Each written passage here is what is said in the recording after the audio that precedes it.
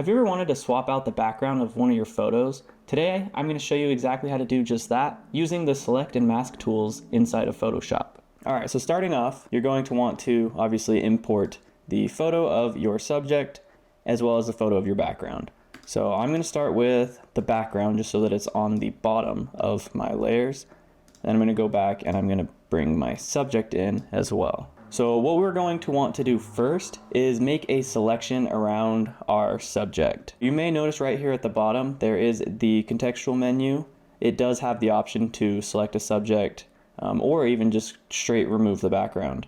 So sometimes you can click that button and that may do everything that you need right there. I'm going to show you how we can go in and further refine that. The tool that I like to use is called the Quick Selection tool. If you don't see that tool, you can go ahead and click and hold and it'll pop open this side menu and then you can select it from there. So the way this tool works is as we click and drag over the top of our subject, it'll automatically snap to what it thinks you were trying to select. So as long as you have kind of a good contrast between the subject and your background, it'll do a pretty good job knowing what you want to select.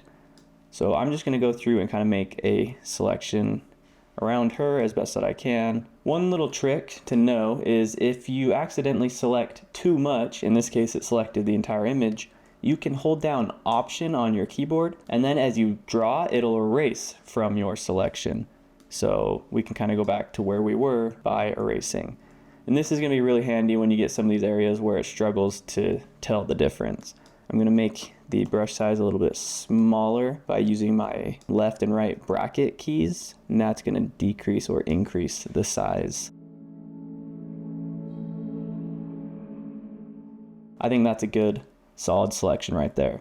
So now that we have our selection, let's go ahead and create a mask. If you have the contextual bar right here at the bottom, you can just click that button.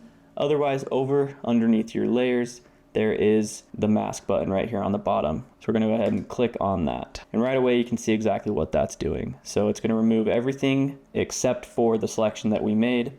So again, kind of like we ended up with using the auto background remover, we end up with a bunch of this remnants from the last background. So this is where we're going to use the select and mask tool. So the way that I like to enter into select and mask is just by going down and double clicking on your mask. However, there is also a button right up here at the top that says select and mask.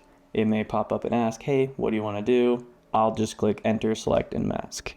So when you first get into here, it's going to kind of bring back that background that you originally had. However, it will apply a transparency to it so that we can see through and we can know kind of what is hidden and what is showing. So the first thing I like to do is I like to come up here to where it says view, and I'm going to change that view to overlay. And what that's going to do is it's going to turn everything red that is masked. I think this just gives me a better visual. So now that I have that turned on, we can see right here in the hair, there's that blue we were dealing with. So inside of select and mask, there's a couple different tools we can use. There's that quick selection tool again. So if we wanted to add or subtract a little bit, if I was like, oh, I accidentally didn't want this part of her hair, I can hold Option and actually start to subtract that from my selection. Or we can click and drag and bring it back into the selection. The next one is the one that we're actually going to be using right now. This is called the Refine Edge Brush Tool. So we're going to grab that tool and you're just going to kind of come paint right through her hair, and you can notice right away that it starts to get rid of a lot of that blue. So I think that looks pretty good. We can go ahead and click OK down here and that'll jump us back, and now we can look at our selection and see that you can actually see through the hair into the background. You can see down here, same thing, it's nice and crisp, nothing left over on her neck. We may have lost a little bit of her shirt there. So what I'm going to do is I'm just going to paint that in real quick.